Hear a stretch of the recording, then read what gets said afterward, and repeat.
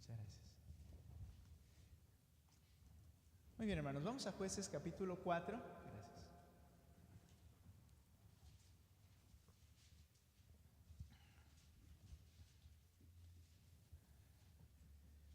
Jueces capítulo 4. En el libro de los jueces, hermanos, se habla de un número de 13 jueces, 13 personajes que el Señor utilizó para que se llevara a cabo su obra de liberación al pueblo de Israel cuando ellos pecaban. Recuerden, hermanos, que el libro de los jueces tiene un propósito que es mostrar la necesidad de la monarquía en Israel. El libro de jueces muestra que sin un líder espiritual el pueblo se desenfrenaba, y muestra la necesidad de que alguien pudiera tomar el lugar que Moisés y Josué dejaron, y también muestra la necesidad de un rey, como mencioné, un rey físico, un rey puesto por Dios como la ley lo determinaba que debía ser. Y después el libro de Reyes muestra la necesidad de un rey perfecto, porque los reyes que estuvieron siempre fueron imperfectos. Pero Jueces es por ello, hermanos, un libro que muestra una vida del pueblo de Israel en decadencia constantemente. De hecho, hermanos, al ver el libro de los Jueces debemos tener sumo cuidado al momento de tratar de aplicar lo que enseña el libro de los Jueces directamente a nuestra vida. ¿Por qué, hermanos? Porque el libro de los Jueces, y ninguno de los jueces en un sentido, es un ejemplo de vida cristiana. A ver, déjeme explicar. Aunque algunos de ellos o ellos eran creyentes, algunos de ellos sí tendríamos que aclarar, eran creyentes en Jehová, en Dios, en la revelación que ellos tenían. La vida que ellos llevaban, recuerden, hermanos, dice el libro de Jueces, el resumen del libro de Jueces, cada quien hacía lo que bien le parecía. Y en un sentido, hermanos, los jueces, al poder ver sus vidas, no podemos tomarlos como ejemplos de vida cristiana, como ejemplos de vida piadosa. Gracias, amor. No podemos tomarlos así. Podemos aprender del libro de los Jueces, darnos cuenta de la naturaleza pecaminosa humana y los esfuerzos, ¿verdad?, que algunos de ellos hicieron a favor del Señor. Pero sobre todas las cosas debemos ver el libro de los Jueces como Dios, el soberano y paciente misericordioso con un pueblo necio. De esa manera es que debemos ver el libro de los Jueces. ¿Por qué? Porque en algunas ocasiones, y es lo que vamos a comenzar a hacer hoy, vamos a ir viendo algunos de los jueces, no a todos, pero vamos a ir viendo algunas de esas historias y el relato de ellas y lo que podemos aprender también en ella, y cómo vemos a Dios obrando en ello y a Cristo esperando que venga Él, ¿verdad?, necesariamente. Lo vamos a ver de esa manera, pero vamos a ver decisiones que están basadas en pecados. Vamos a ver a personas que hacían deliberadamente lo contrario, y aún así, por decirlo de una manera, Dios los bendecía y se llevaba a cabo su labor, su obra. Vamos a ver a gente mintiendo, vamos a ver a gente desobedeciendo la ley claramente, vamos a ver a personas con buenas intenciones haciendo cosas malas. Y por eso les digo que al ver el libro de Jueces debemos de tener una atención del contexto de este libro. Si no nos podemos equivocar, pero si Sansón lo hizo, pero si tal profeta o tal juez lo hizo, o tal mujer hizo esto. Entonces nosotros podemos, yo creo que ahí es donde tenemos que tener mucho cuidado, como he mencionado. Entonces, libro de los Jueces, 13 jueces se mencionan, unos se les llama jueces principales y otros secundarios, y no es, ¿verdad?, porque hayan sido mejores unos que los otros, sino más bien por la extensión de la historia narrada acerca de ellos. Hay algunos que en un solo versículo aparecen y otros que llevan capítulos completos en la historia de estos jueces. Ahora, al estar viendo los jueces entonces, al estar en este panorama del Antiguo Testamento, hoy vamos a estudiar en el capítulo 4 y capítulo 5 la vida de un juez. El juez era Barak, o debía serlo, pero la jueza fue Débora. Y este capítulo 4 y 5, así se llama en sus Biblias, le ponen un título y dice Débora y Barak. Hablaremos de este jueza, ¿verdad?, en Israel. Y nuestro tema, hermanos, en este pasaje, y creo que esto lo veremos varias veces de manera frecuente, hablaremos de instrumentos inesperados. instrumentos inesperados. ¿Sabes? Vamos a aprender cómo Dios puede usar, y Dios usa personas, situaciones, circunstancias que no nos pasaría por la mente que serían las más apropiadas quizá en un momento dado, pero Dios en su gobierno soberano, Él va a echar mano de lo que Él determina, aunque a nosotros no nos haya pasado por la mente. Y sobre todo, Él utilizará esos instrumentos para el cumplimiento de su voluntad. Ahora, hermanos, cuando hablamos de instrumentos inesperados, en realidad deberíamos de pensar casi en cualquier cosa. ¿Dios necesita un instrumento para llevar a cabo su voluntad? Siendo Dios, siendo soberano, siendo el que determina y hace todo, ¿necesitaría ángeles, por ejemplo? ¿Necesitaría, en un sentido, profetas? ¿No podía hablar de manera audible como lo hacía con Moisés? Sí. Pero el Señor, en su plan y en el desarrollo de su plan eterno, Él ha determinado usar instrumentos inesperados. Y en ese sentido, todos nosotros somos, en un sentido, un instrumento inesperado. Pero hay algunos en los cuales podríamos decir, no lo hubiera imaginado. Por ejemplo, Satanás. Satanás intenta pelear con Dios y no entiende que Él sigue siendo un instrumento de su voluntad.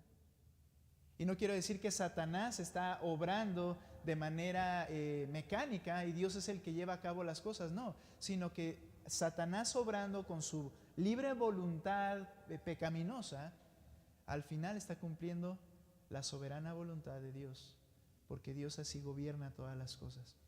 Y nosotros, tomando decisiones sabias o tomando decisiones equivocadas, el Señor utiliza instrumentos inesperados. En estos dos capítulos, capítulo 4 y 5, veremos cómo la soberanía de Dios lleva a cabo su plan, pero las decisiones humanas son libres.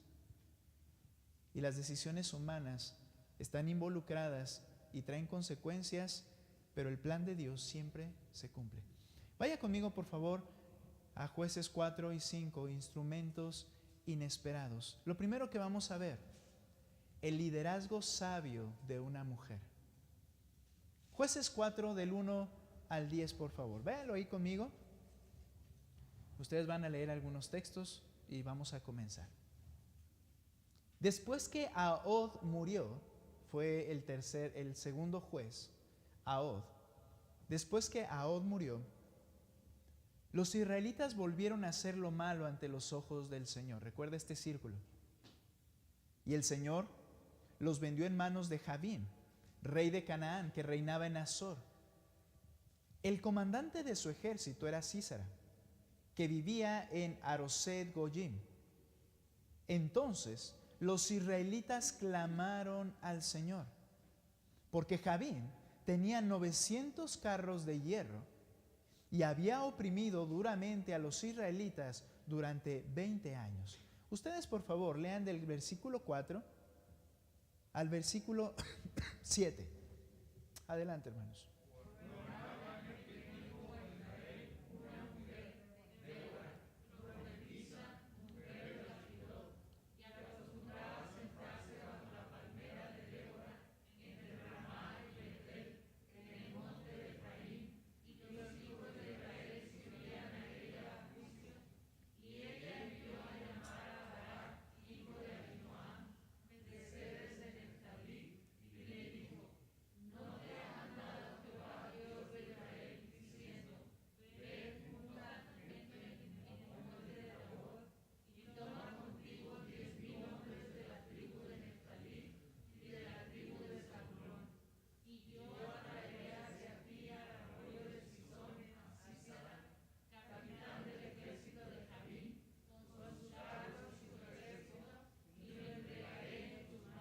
Noten, por favor, a Débora.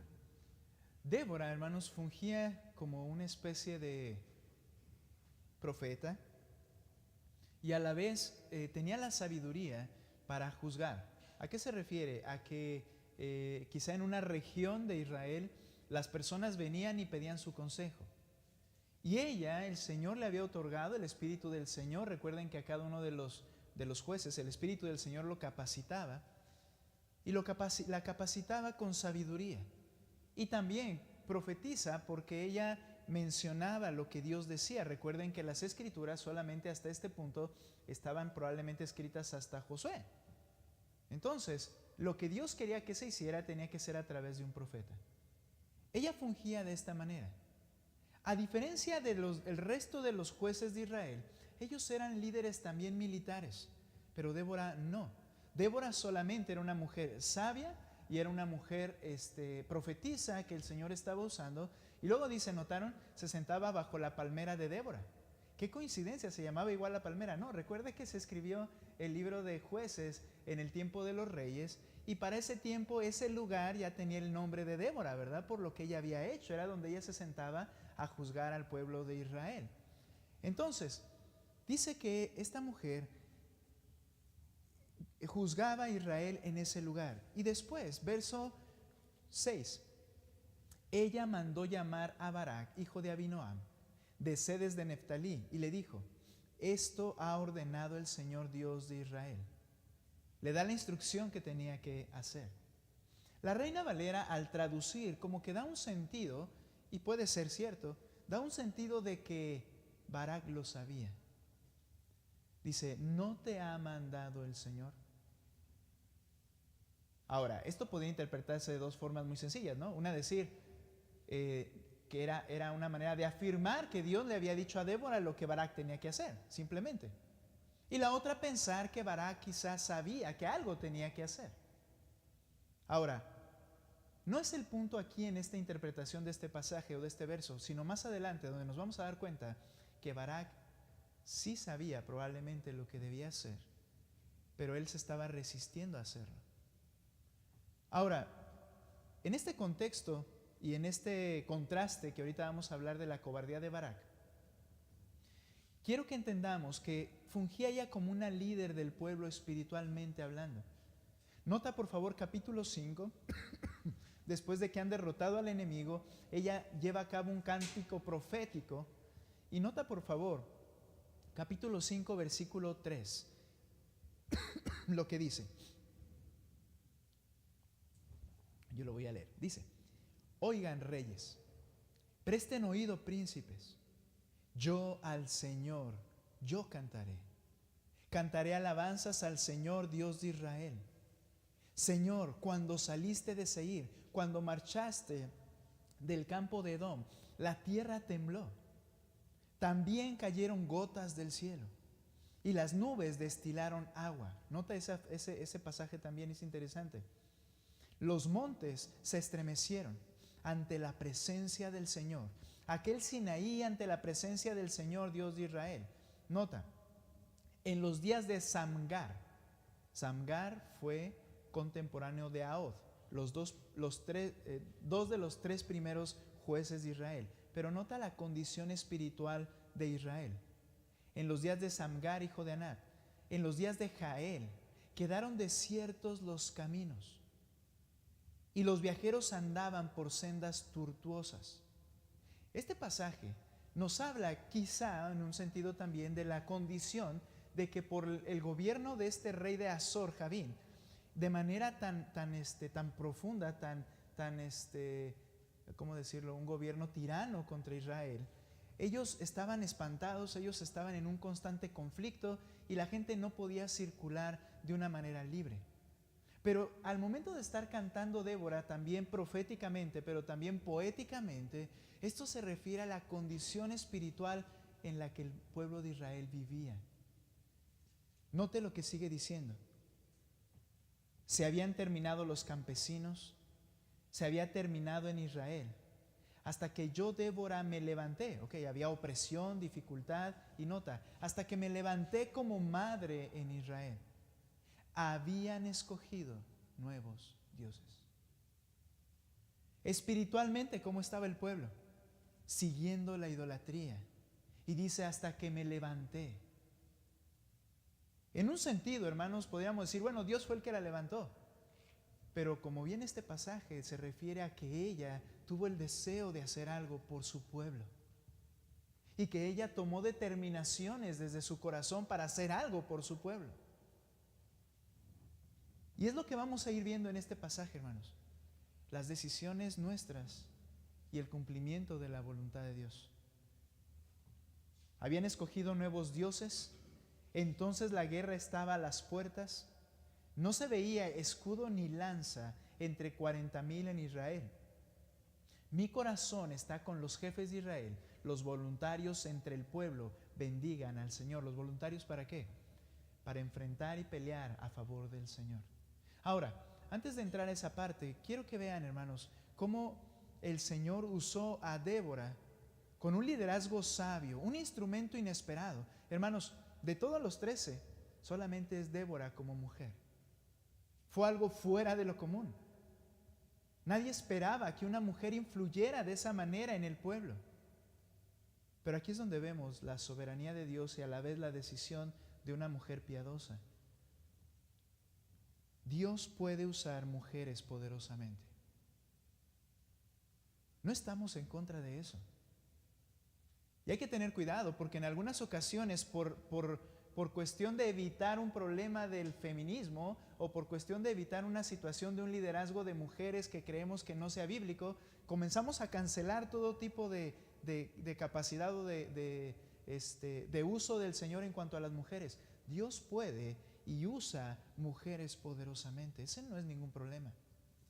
En las Escrituras, por ejemplo, vemos a una profetisa a la cual el rey Josías, estaba el pueblo tan mal y tan rebelde cuando ya era el tiempo de los reyes, que el rey Josías, cuando escucha la ley de Dios, dice que rasga sus vestidos. Él era un rey joven y él entendió que estaban pecando contra Dios, aunque no conocía la ley, le fue leída la ley, y cuando él entiende esto, él va y busca consultar al Señor. ¿Y sabes a quién buscó? A la única profetisa que había, o bueno, a la profetisa que había, y esta era una mujer llamada Hulda. Eso fue en 2 de Reyes 22:14. O por ejemplo, podemos ver las hijas de Felipe en Hechos 21:8 y 9. ¿Qué eran ellas, hermanos? Aparte de ser hijas de Felipe, ¿verdad? ¿Qué eran? Ministerialmente, para la iglesia naciente o que había iniciado en Hechos 2. ¿Qué eran estas dos chicas, o estas dos hijas de Felipe? ¿Qué eran? ¿Mano Fer? Ok. Eran evangelistas, eran de alguna manera, él era evangelista, predicaban, pero hay algo en cuanto a ellas. Vamos ahí, Hechos capítulo 21, versículo 8 al 9. Note.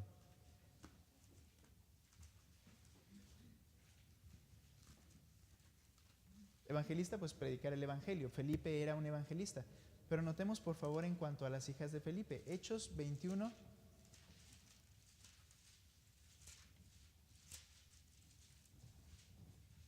Instrumentos inesperados. 21:8. Al día siguiente partimos y llegamos a Cesarea. Y entrando en la casa de Felipe el evangelista. ¿Quién es este Felipe? El que fue con el eunuco y que lo bautizó en medio del desierto. ¿Recuerdan? Donde había agua y todo esto. Que era uno de los 7. Nos quedamos con él. Este tenía 4 hijas vírgenes. Yo ya lo reduje a 2, ¿verdad? 4 hijas vírgenes que profetizaban.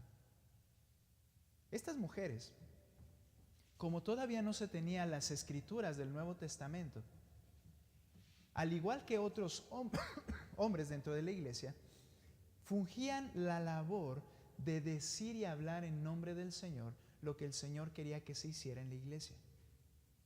Esta era la labor de una profetisa o de un profeta. Dios literalmente les revelaba algo que ellos debían conocer, algo que no quedó oculto, algo que ya quedó plasmado. Es decir, lo que por ejemplo Pablo le instruyó a las iglesias a través de todas sus cartas, era lo que personas localmente en la iglesia llevaban a cabo para decir cómo la iglesia debía funcionar. Imagínense, hermanos, nosotros como iglesia, sin conocer el Nuevo Testamento, ¿qué haríamos aquí?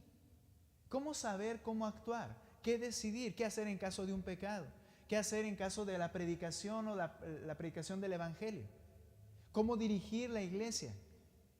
Si cada quien diera su opinión, ¿hacia dónde iríamos? Entonces, ¿qué era necesario? Que Dios revelara su voluntad a la iglesia, y lo hacía a través de profetas. Y en este caso eran 4 mujeres también dentro de la iglesia que eran profetisas, el Señor las usaba. Ahora, ¿por qué creo yo particularmente en que algunos de estos dones cesaron? Cuando ya se tiene todo lo que la iglesia debe saber, ya no era necesario que alguien lo dijera. Algunas iglesias hablan de profetas y dice, el Señor me reveló. ¿Qué te reveló? Que la iglesia debe predicar el evangelio. Ah, ya me lo había revelado a mí también. ¿En dónde? En la palabra. Pero otros van más allá y el Señor me reveló que tú tienes que hacer esto y tú tienes que hacer para allá. Lo que tú tienes que hacer y yo como iglesia está en la palabra de Dios. Ahora, ¿a qué voy con esto? El Señor usó a mujeres, en este caso las hijas de Felipe, a Hulda la profetisa, y Romanos 16:1 habla de Febe y le llama diaconisa. Esto implica que dentro de la iglesia ella tenía una labor de servidora en la iglesia, con un puesto en la iglesia para servir en la iglesia en alguna actividad, cualquiera que ésta haya sido, pero ella era la encargada de ese servicio. Y Pablo la reconoce como diaconisa y sierva del Señor, al igual que Pablo. Esto nos muestra, hermanos, algo que es importante. Muy bien, entonces voy a mencionar esto. ¿Por qué pastoras no? Noten algo, no es falta de capacidad. No es que Dios no pueda usar un instrumento que yo diga que no lo puede usar. El Señor usa instrumentos inesperados. ¿Puede alguien, una mujer, predicar de una manera eficaz? Creo que sí. ¿Puede una mujer guiar y decidir o administrar de una manera mucho más eficaz que muchos hombres? Yo creo que sí. Pero aquí vemos algo que es muy importante. La necesidad de la revelación completa. Quiero que no olvides, hermanos, que en cada lugar y en cada situación que estamos viendo también, había una revelación y se llevaban a cabo se conducían de acuerdo a esa revelación. Es decir, no había algún pasaje en el que Débora dijera, yo prohíbo a la mujer que hable en la iglesia y que tome el liderazgo de la iglesia. ¿Existe un pasaje así que Débora conociera? No. Pero nosotros ahora sí.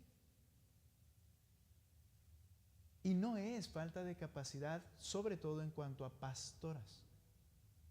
Hermanos, mi esposa no es pastora. Yo soy el pastor. Ella es mi esposa. Ahora, en un sentido práctico, ¿ella puede pastorear a otros? Claro que sí, entendemos el sentido de enseñar, de cuidar, de guiar, y eso lo hacemos con nuestros hijos, lo hacemos con nuestros hermanos, lo hacemos con quien tiene necesidad. Pero hablando de un liderazgo establecido en la iglesia, es muy clara la palabra de Dios en Timoteo cuando dice, si alguno anhela obispado, buena obra desea, pero es necesario que el obispo sea marido de una sola mujer. Y no dice, y las mujeres esposas de un solo hombre. Habla de que el liderazgo en la iglesia, el culto en el servicio público, debe ser llevado a cabo por varones. Porque esto refleja el orden que el Señor estableció desde Génesis en el orden de comunión entre el hombre y la mujer. Solamente quería mencionar esto, pero hay que entender algo. Dios puede y quiere usar mujeres poderosamente.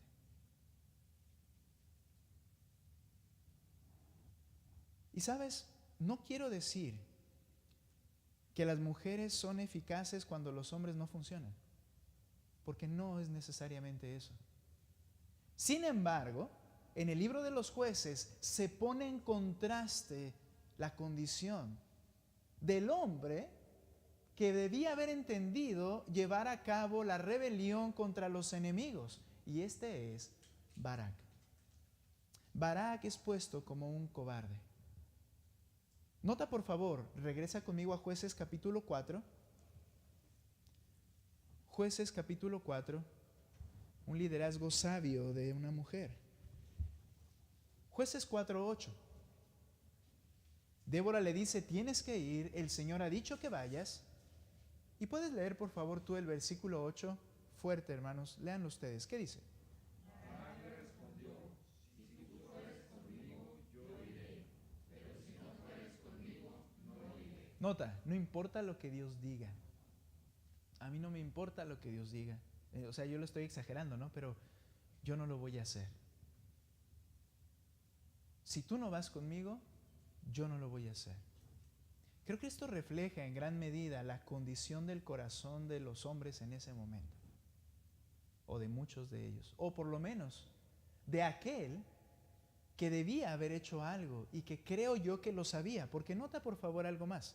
Ahí mismo estamos en el versículo 8, ahora fíjate en el 10. Cuando ella le dice, ok, yo voy a ir contigo, y lo reprende por su cobardía, ¿de qué manera lo reprende? Bueno, nota lo que dice ahí, versículo 9, ciertamente iré contigo, le dice Débora. Tú deberías ir. Y tú deberías liderar esto. Pero ok, yo voy a ir contigo. Sin embargo, el honor no será tuyo en la jornada que vas a emprender, porque el Señor venderá a Sísara, que era el peligro inminente, el capitán del ejército del rey Javín, venderá a Sísara en manos de una mujer, y no era Débora. Fue otro instrumento inesperado llamado Jael. Ahora, le dice, el honor no será tuyo, es decir, fuiste un cobarde. Entonces Débora se levantó y fue con Barak a Cedes. Barak, nota por favor cómo él era un líder militar. Barak convocó a Zabulón, a Neftalí en Cedes y subieron con él 10,000 hombres. Débora también subió con él. ¿Por qué un hombre podía tener tal influencia? Creo que era un hombre de influencia, pero él no tomó el paso que debía tomar. Ahora, nuevamente, en todo esto vemos cómo el Señor lleva a cabo su labor, su plan soberano. Hay hogares en los cuales el esposo no toma el liderazgo de guiar espiritualmente a los hijos y la esposa toma tiempo con los hijos para leer, para orar y para hacer esto. Y te voy a decir algo, Dios llevará su plan soberano a cabo en tus hijos y quizá un día le amen y les sirvan, aunque tú no hayas hecho lo que tenías que hacer. Pero eso no quita lo que tú debes hacer. Y así como esto, hermanos, el Señor utiliza instrumentos inesperados. Y vamos a decirlo de alguna manera, no es que Él esté de alguna manera improvisando, pero ¿por qué el Señor no me usa a mí, al que yo sé que debe usar? Dice Pablo a Timoteo, cuando le escribe a Timoteo, le dice, tú serás un instrumento para honra, santificado, útil al Señor y dispuesto para toda buena obra, si te apartas de pecado. Si sigues al Señor, y da instrucciones previas, si eres puro, si eres limpio, el Señor utiliza instrumentos así. Y el Señor te puede utilizar de una manera eficaz. Pero sabes, en este sentido, lo que yo decía, la soberanía de Dios y la voluntad y decisión humana, pero tú tienes que hacer lo que tienes que hacer. Oíamos el jueves, hermanos, que necesitamos la fuerza en el hombre interior, pero no solamente va a ser por sentarnos y esperar que venga la fuerza y que la fuerza te acompañe. A mí no me gustan esas películas, pero algo hay una frase así, ¿no? Que la fuerza te acompañe, ¿no? La fuerza del Señor vendrá al hombre interior por medio del Espíritu en hombres y mujeres determinados a que el Espíritu controle sus vidas. No fue obediente, era un líder militar, pero fue un cobarde. Quizá él pensaba, es que yo no voy a poder. Y ahorita vamos a ver que nunca es porque él pueda o alguien pueda, es porque Dios está mandando y él va a hacer lo que tiene que hacer. Instrumentos inesperados, el liderazgo sabio de una mujer. En segundo lugar, instrumento inesperado, una inesperada lluvia torrencial. ¿Sabes qué venció a Barak y a su ejército y a 900 carros errados que daban pavor? La lluvia. Qué ridículo parece, ¿no? Pero esto muestra que lo más débil de Dios es más fuerte que los hombres. Nota por favor, capítulo 4, versículo 12 al 16. Muy bien, sube Barak, van con él 10,000 hombres de la tribu de Zabulón y Neftalí. Y entonces en el 12 avisaron a Sísara que Barak, hijo de Abinoam, había subido al monte Tabor. Y juntó Sísara todos sus carros, 900 carros de hierro, y a toda la gente que estaba con él desde Aroset Gohim hasta el hasta el torrente Sison. Entonces Débora dijo a Barak, levántate, porque este es el día, nota, en el que el Señor ha entregado a Císara en tus manos, ya que el Señor ha salido delante de ti. ¿Quién fue siempre, quién fue siempre en el plan el que iba a llevar a cabo las cosas? Dios. Bajó pues Barak al monte Tabor, seguido de 10,000 hombres. Lean ustedes, por favor, el 15 y nada más. El 15, ¿qué dice, hermanos? Fuerte.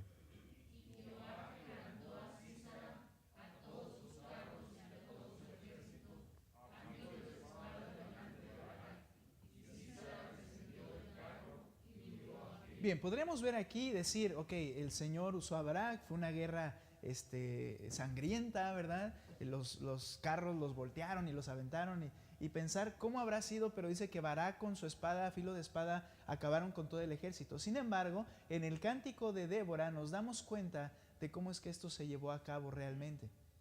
Nota por favor, capítulo 5, versículo 20 al 21. Fue Dios quien amedrentó a este ejército poderoso. Fue Dios quien amedrentó a este capitán que no tenía miedo de nadie. Nota por favor Jueces capítulo 5, verso 20 en el canto de Débora. Desde los cielos las estrellas pelearon. Desde sus órbitas pelearon contra Císara. Es una manera poética de decir que la creación del Señor participó en esta guerra. ¿Y cómo fue? Dice por favor el versículo 21. El torrente Cisón los barrió. El antiguo torrente, el torrente Cisón. Es decir, era una cuenca, era un lugar, hermanos, en el cual era un valle en el cual no había pasado agua por mucho tiempo. Y en el cual se iba a llevar a cabo la guerra. Y Císara descendió, dice, al torrente de Cisón porque allí iba a esperar a que viniera Barak. Estaba listo Císara, 900 carros y un montón de soldados salvajes. ¿Y qué pasó? Se vino una lluvia torrencial, se llenó el torrente sin darse cuenta y el Señor fue el que turbó a Císara. Ellos corren despavoridos por lo que estaba pasando, sus carros yo creo que iban ahí en el río, en la fuerza del río, y entonces Barak lo pudo matar a todas esas personas. ¿Quién es el que obró? El Señor. El Señor utiliza instrumentos inesperados como una lluvia que nadie podía ver, ni el mejor meteorólogo hubiera podido haber predicho. Pero Dios así actúa. ¿Todo para qué? Para que la gloria sea al Señor. Jehová quebrantó a Císara, dice el pasaje. El antiguo torrente, el torrente Cisón, marcha alma mía con poder. ¿Esto qué sucedió, hermanos? Esto llevó a cabo ocasionó que en el pueblo de Israel hubiera valor. Al ver lo que estaba pasando y verlos ahora temerosos. Después veremos la historia de Gedeón también, que está enseguida. Ellos se atemorizaron y eso generó valor en los hombres y atacaron a este ejército. Pero ¿quién fue el que lo llevó a cabo? El Señor. Una inesperada lluvia torrencial. Hermanos, has oído muchas veces: por nada estéis afanosos, ansiosos y preocupados, mas buscad primeramente el reino de Dios y su justicia, y todas esas cosas que te preocupan serán añadidas. Ahora, sin querer explicar ese pasaje, todo lo que puede decir, algunos lo utilizamos de una forma equivocada al decir, ok, tengo un plan, este es mi plan, quiero que se lleve a cabo, ¿qué debo hacer? Y utilizan este texto para decir, ok, busca el reino de Dios y su justicia y estas cosas te serán añadidas. Entonces tengo un plan, ya lo diseñé, voy a buscar el reino de Dios, voy a ser fiel a la iglesia, ahora sí voy a orar, ahora sí voy a pedir que oren por esta petición, ahora sí voy a hacer esto porque quiero que se cumpla. Cuando el Señor está hablando allí, está hablando de tener vestido para no andar desnudos, de tener pan para no morir de hambre y de tener vida. Ayúdenme a recordar. Si se me está pasando algo, porque los gentiles buscan todas estas cosas, mas el Señor sabe que tenéis necesidad de ellas. Ok, ¿Por qué te afanas por el vestido? ¿No es la vida más que el alimento? Las dos cosas principales, el alimento y el vestido. Y luego dice el Señor, tú busca el reino de Dios y lo que necesitas para vivir el día te será añadido. No tu plan, sino el plan del Señor. Ahora, hermanos, es una preocupación real, aquellas cosas, el vestido y la comida, todos nos preocuparíamos si estuviéramos al borde de estar desnudos y sin comer. Dice el Señor, no, yo soy el que te suple, tú busca el reino de Dios y su justicia. Ahora, ¿por qué menciono estas cosas, hermanos? Porque el Señor es el que gobierna, y si yo descanso en el Señor y hago lo que tengo que hacer, Barak tenía que ir, no tenía que ir Débora, sino Barak. El Señor llevaría a cabo su plan poderosamente utilizando los instrumentos que Él quiere. Instrumentos inesperados. En tercer lugar, una lluvia inesperada, torrencial. Y en tercer lugar, una mujer beduina. Le puse así, porque Jael, hermanos, era una mujer árabe, bueno, no árabe, sino de esas regiones, ¿verdad?, de Medio Oriente, que con su familia se van moviendo de ciudad en ciudad y viven en tiendas. Nota, por favor, regresa conmigo al capítulo 4. Después de que el ejército es vencido, Sísara sale huyendo. Y nota, por favor, lo que dice el 17. Pero Sísara huyó a pie a la tienda de Jael, mujer de Eber el kenita, porque había paz entre Jabín, rey de Azor, y la casa de Eber el kenita. Mira, ellos tenían un pacto con los enemigos de Israel. Y por tanto podían vivir sin ningún problema. Y te vas a dar cuenta cómo después esta casa, Jael y su familia, quiere tener un pacto con el pueblo de Israel, porque ahora los poderosos son el pueblo de Israel. Y entonces dice que ella, Sísara huye, y dice el versículo 18, Jael salió al encuentro de Sísara y le dijo, venga, Señor mío, venga a mí, no tema. Y él fue hacia ella, recuerden, había un pacto con Jabín, su rey.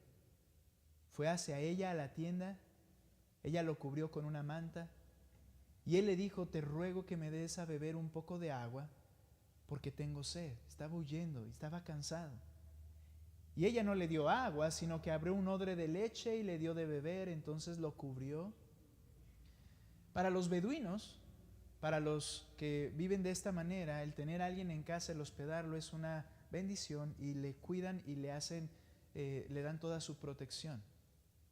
De hecho, recordamos, por ejemplo, cuando intentaron en la casa de Lot, cuando llegan los ángeles y el pueblo los quería sacar y literalmente cometer un acto de violación sexual con ellos. Estaban bien pervertidos en Sodoma y Gomorra.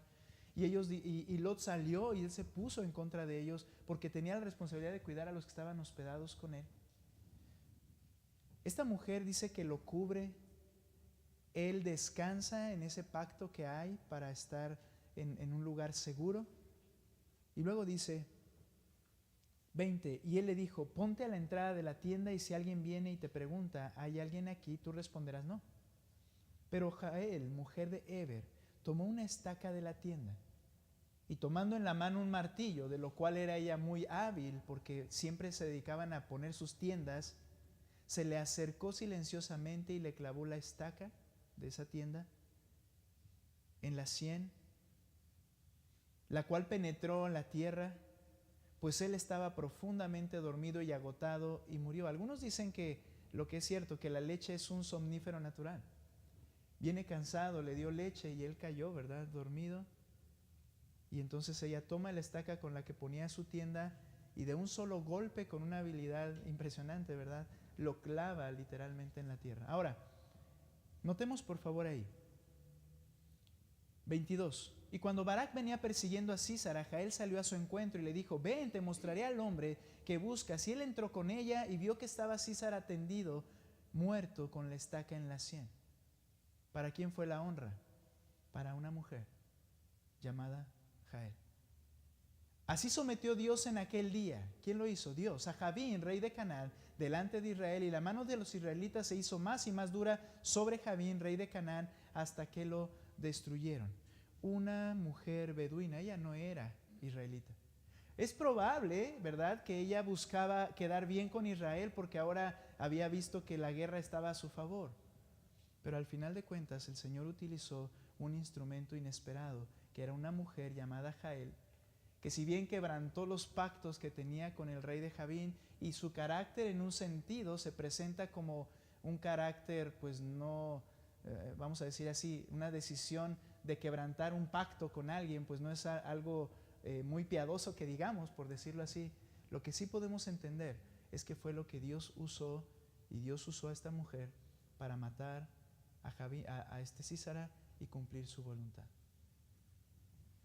Hermanos, al ver todo esto, Dios brilla. Dios no es como nosotros. Y el hecho que el Señor nos atraiga hacia Él y nos use es solamente por su misericordia y gracia. Les dije cuando veíamos Jueces, no tomemos como a héroes a estas personas. Eran pecadores. Pero Dios utilizó los instrumentos inesperados. Ahora, quiero terminar con esto. Dentro de estos instrumentos, 2 minutos solamente, las decisiones esperadas e instrumentos inesperados. ¿Cuáles eran las decisiones esperadas? Que Barak, determinado, fuera el líder de Israel, y no sucedió. Y que cuando Barak va a pelear, el pueblo de Israel se una con él y vaya a pelear, pero no sucedió. Nota por favor, capítulo 5, versículo 9, y voy a leer allí en este cántico de Débora en adelante. Las decisiones esperadas.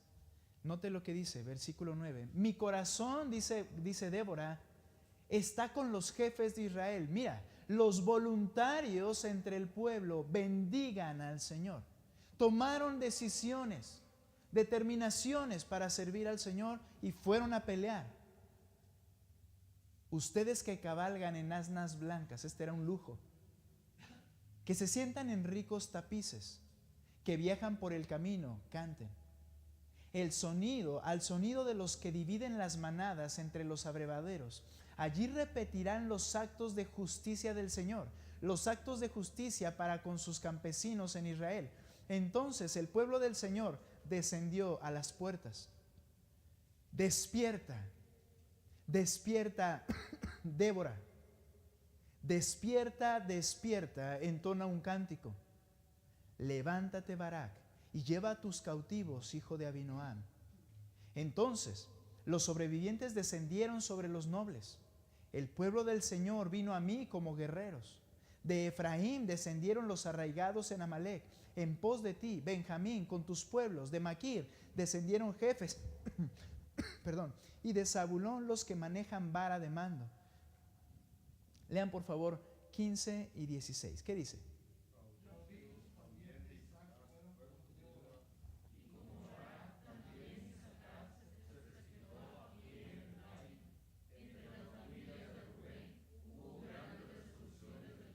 Tiempo.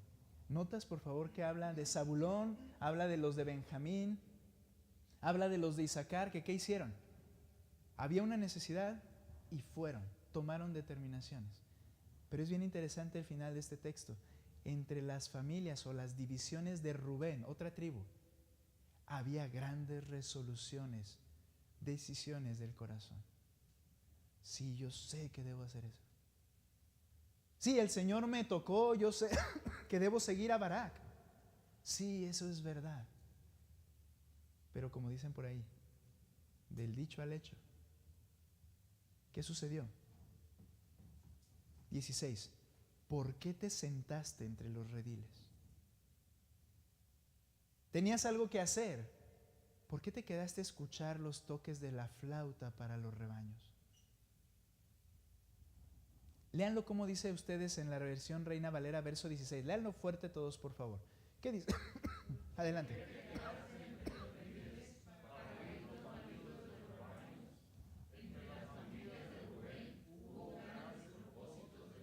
Nota que cambió la primera vez en el versículo 15, decisiones, resoluciones.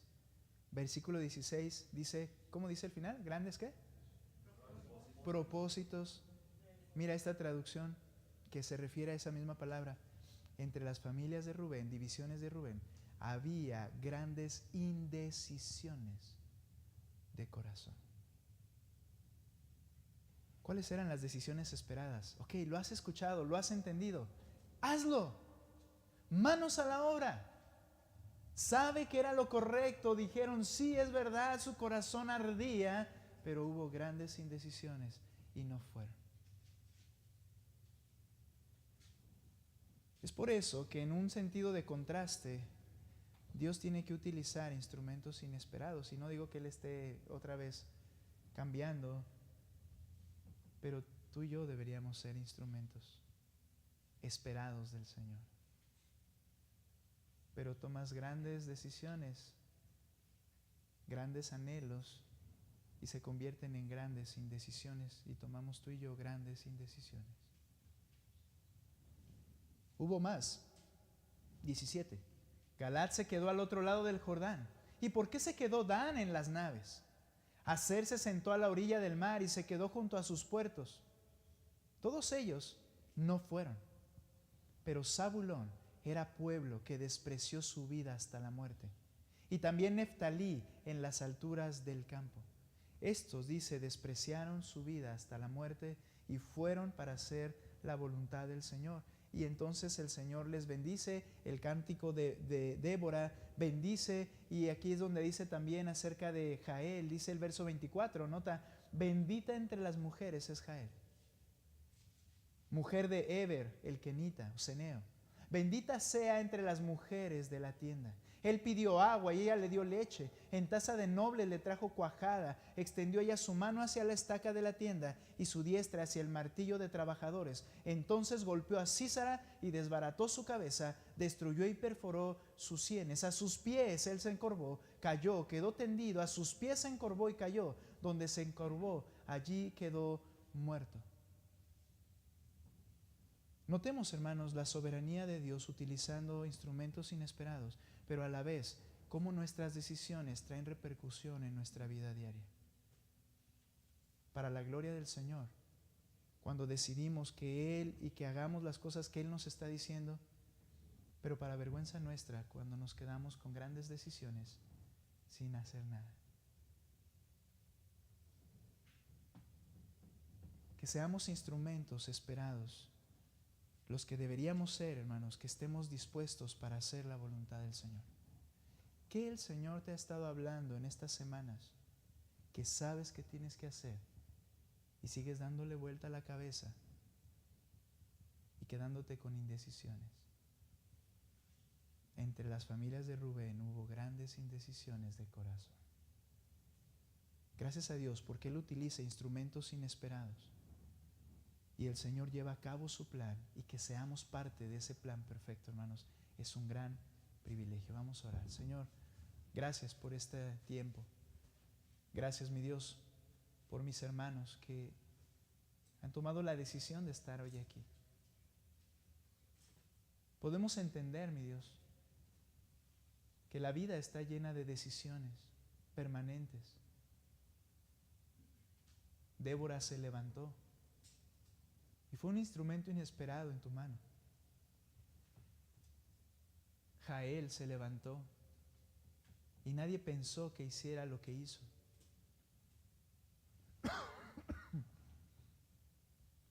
Mi Dios, tú nos haces responsables de nuestras decisiones. Te ruego, Padre, que seamos determinados en hacer lo que debemos hacer. Perdona nuestra indecisión. Perdona el estar luchando entre dos aspectos, entre si sí o no. Perdona, Señor, y danos fuerza para hacer tu voluntad. Tenemos todo, tenemos tu Espíritu que nos capacita, que nos transforma y regenera. Ayúdanos a tomar decisiones de todo corazón, sabiendo que tú llevarás a cabo tu plan soberano siempre y nunca fallará. Gracias, mi Dios, por hacernos partícipes de la gracia a través de lo que también decidimos voluntariamente. Te alabamos, Señor, en el nombre de Cristo Jesús. Amén. Vamos a ponernos en pie.